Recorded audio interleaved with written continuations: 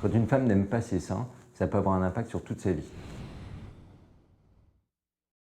Certaines femmes ont des seins qu'elles trouvent trop petits. Elles ne se sentent pas féminines. Et même si elles trichent au cours de la journée avec des soutiens-gorge rembourrés ou des coques, le soir, quand elles se regardent, même si elles sont très jolies, elles ne se trouvent pas belles.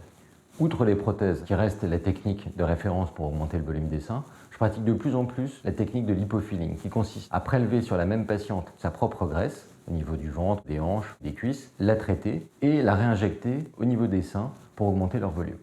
C'est une technique très appréciable pour les femmes qui, suite à une grossesse ou une variation de poids, ont les seins qui ne tombent pas, mais qui sont vidés sur le dessus. Grâce à une chirurgie d'augmentation mammaire, elles retrouvent leur féminité, elles se sentent belles et désirables. Une femme qui a une trop forte poitrine est gênée pour les gestes de la vie courante, mais aussi pour les activités sportives, physiques. On voit très souvent les marques de cisaillement au niveau des épaules ici à cause du soutien-gorge. Elles ont très souvent mal au dos, c'est une douleur au quotidien. Parfois, les femmes n'ont même pas conscience qu'on peut leur réduire leur poitrine. Avec une réduction mammaire, on peut avoir de très jolis seins et retrouver une vie normale quelques semaines après l'intervention. Quand une femme a eu une mastectomie totale à la suite d'un cancer du sein et qu'elle a une cicatrice lubare à la moitié du thorax, elle a besoin de venir en consultation pour essayer d'imaginer ce qu'elle peut obtenir avec une reconstruction mammaire. Même si ce n'est pas encore le moment de la reconstruction, c'est toujours important pour elle, pour qu'elle puisse se projeter dans un avenir avec un sein reconstruit. Les patientes doivent être accompagnées pendant toute cette période, parce qu'une reconstruction mammaire ne se limite pas à une seule opération. C'est souvent 2 voire 3 opérations sur plusieurs mois, parfois 1 an, parfois même 2. On peut reconstruire un sein par différents procédés.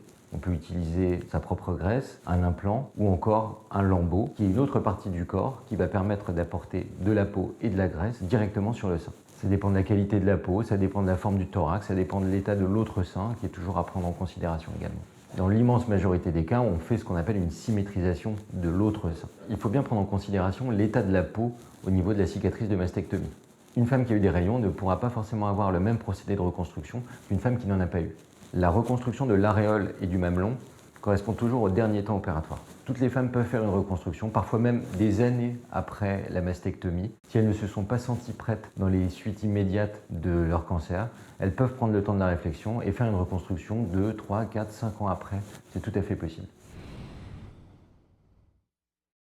J'opère beaucoup de malformations mammaires, des seins tubéreux qui sont en forme de tube, ou bien des asymétries mammaires très importantes, avec un sein qui est beaucoup plus gros, plus ptosé que l'autre, parfois aussi des mamelons invaginés. Il n'y a pas de petite opération, le but c'est que les femmes se sentent bien.